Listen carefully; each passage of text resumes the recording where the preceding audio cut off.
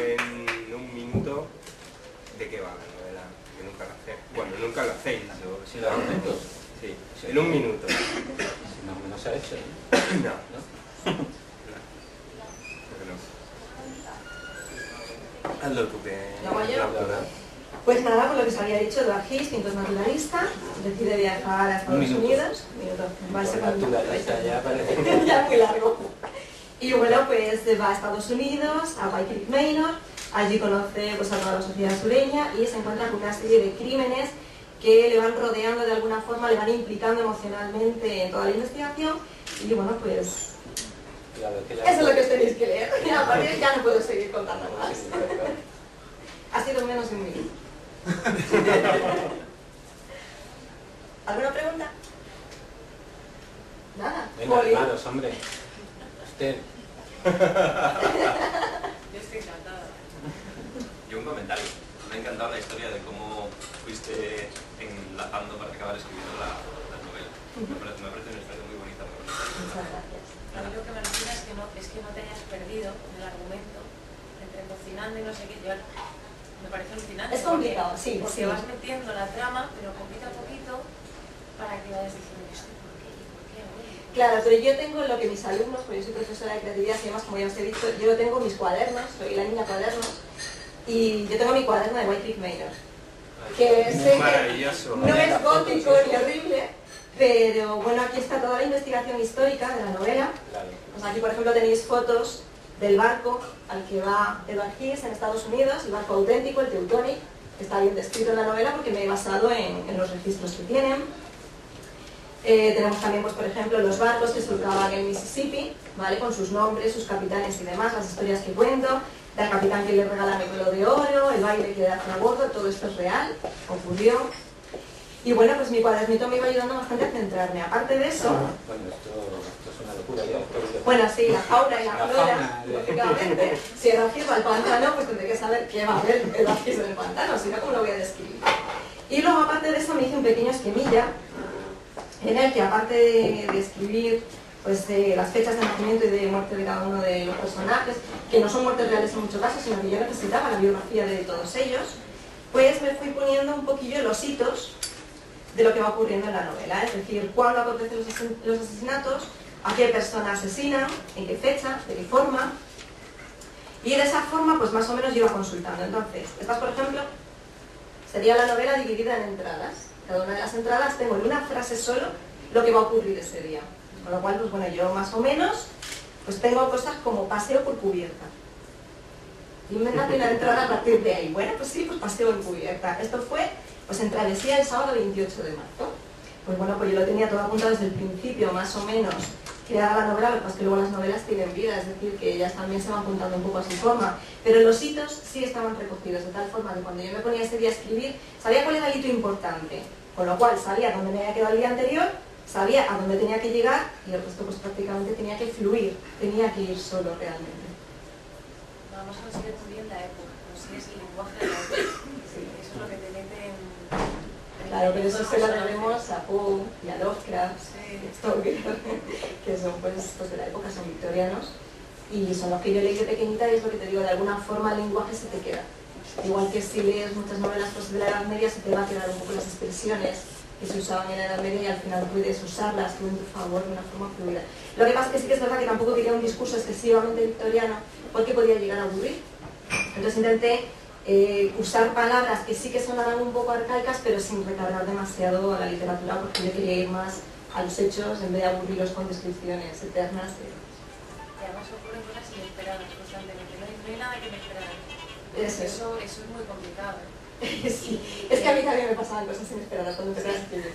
Los personajes de repente hacían cosas que yo no me esperaba. Cuando una novela... cuadra, ¿sabes? Que no es una cosa... Pero cuando tú ya estás metida en la novela y la novela fluye, se escribe sola. Es decir, hay personajes que acabaron haciendo cosas que yo no esperaba. No era eso lo que yo tenía preparado para ellos. Pero a medida que ibas escribiendo te dabas cuenta de que eso era lo que tenían que hacer. Porque al tener toda la biografía de ellos en mente, son personas reales en algún momento.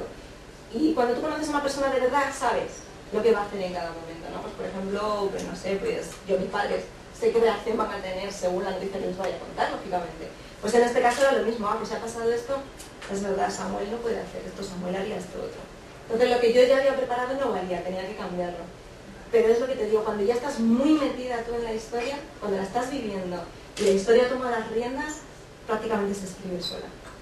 Pero aún así el argumento, o sea, lo que es toda la trama gorda, eso sí que lo has tenido que plantear en tu cabeza desde mucho antes. Claro, A desde pesar el de principio. eso, no sé, no es en ningún momento obvio. O sea, al final te sorprende igualmente.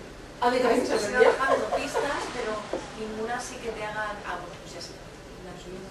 Claro. Entonces, Claro, tú date cuenta de que también al ser un formato de diario, lo más complicado era que yo tenía que contar lo que Hirs sabe, que no es lo que yo sé. Es decir, cuando yo escribo la novela yo soy Dios, yo lo sé todo, pero Hirs no. Entonces no podía contar cosas que él realmente no supiera, con lo cual había una labor de empatía muy importante en el sentido de que me tenía que meter en su piel.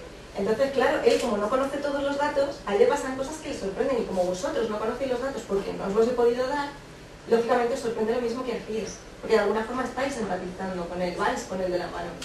Entonces, había cosas que a veces las tenía que borrar porque me pasaba escribiendo y decía, no, Hirs no estuvo en ese momento, no podía saber esto.